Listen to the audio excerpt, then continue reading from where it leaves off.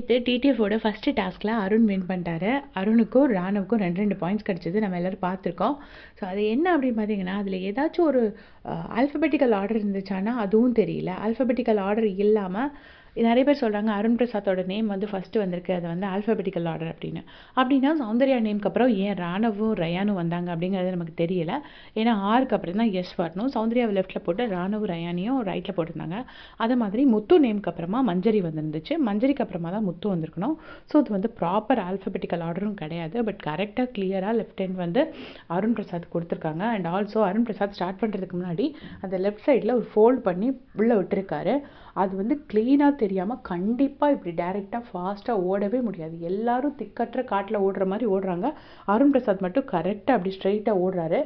கண்டிப்பாக அவருக்கு கொஞ்சம் தெரிஞ்சிருக்குன்னு தான் நான் நினைக்கிறேன். அண்ட் ஆல்சோ அந்த ஃபோட்டோ கிட்ட போய்கிட்ட லெஃப்ட்டில் நிற்கிறார். அவர் நின்றுட்டு கரெக்டாக ரைட் ஹேண்டை அப்படி வச்சு அதை ஃபேஸை வைக்கிறாரு. அது எப்படி முடியும்? எல்லாருமே வந்து 2 கையும் இப்படி தூக்கிட்டு எங்கேயாச்சும் வைப்போமாங்கிற மாதிரி தான் முழிக்கிறாங்க. இவர் மட்டும் அப்படி எப்படி கரெக்டாக வைக்க முடியும்? அவ்வளோ கான்ஃபிடென்ட்டாக ரன் பண்ணவும் முடியாது. கண்டிப்பாக நம்ம கண்ணு இதாக இருக்கும்போது நம்மளால் அவ்வளோ கான்ஃபிடென்ட்டாக ரன் பண்ண முடியாது. ஸோ கண்டிப்பாக அது ஏதோ ஒரு சீட்டிங் கேம் தான். அவரால் அதை பார்க்க முடிஞ்சிருக்கு. சௌந்தர்யா வந்து டைரெக்டாக ஓடுறாங்க. சௌந்தர்யாவும் ராணுவ ஃபேஸில் வச்சுருக்கிறாங்க. பட் சௌந்தர்யா ஓடுறதையும் அருண் ஓடுறதையும் பாருங்கள், நல்லா டிஃப்ரென்ஸ் தெரியும். சௌந்தர்யா ஓடுறது உண்மையிலே ஓடுறது. அருண் ஓடுறது வந்து எனக்கு தெரிஞ்சு கொஞ்சமாக அவருக்கு கண்டிப்பாக தெரிய தான் செஞ்சுது. பட் ஜாக்லின் வந்து செம்ம இன்டெலிஜென்ட்டு. நான் நிறைய இடத்துல பார்த்துருக்கேன். ஏதோ ஒரு இடத்துல சொல்லுவாங்க, உள்ளேயும் என் பேர் சொல்லிட்டு வெளியிலே வந்து என் பேர் சொல்கிறான் பாருன்னு சொல்லிட்டு நாமினேஷனுக்கு சொல்லுவாங்க.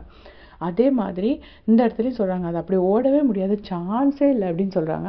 உடனே முத்துக்குமரன் சொல்கிறாரு, ஏன் முடியாது, அதெல்லாம் ஓட முடியும், அதான் 2வது வாட்டி அருண் ஓடி காமிச்சாரு, நம்ம அதை அப்ரிஷியேட் பண்ணணும் அப்படின்னு சொல்லிட்டு முத்துக்குமரன் சொன்னோடனே சரி ஓகே நம்ம தேவையில்லாமல் எதுவும் சொல்ல வேணாம் அப்படின்னு சொல்லிட்டு ஆமாம் அப்படின்னா அது கரெக்டாக உண்மையிலே அதை அப்ரிஷியேட் பண்ணி தான் ஆகணும் அப்படின்னு சொல்லிட்டு விட்டுறாங்க.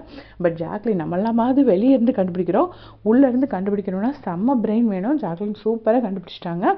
சரி நீங்கள் சொல்லுங்கள், உங்களுக்கு பார்க்கறதுக்கு அருண் சீட்டிங் பண்ண மாதிரி இருந்துச்சா, இல்லை அவருக்கு கரெக்டாக தான் ஓடான்னு தோணுச்சான்னு? ஆனால் இது என்ன மாதிரி டிடிஎஃப் கேம்னே ஒன்றுமே தெரியலை.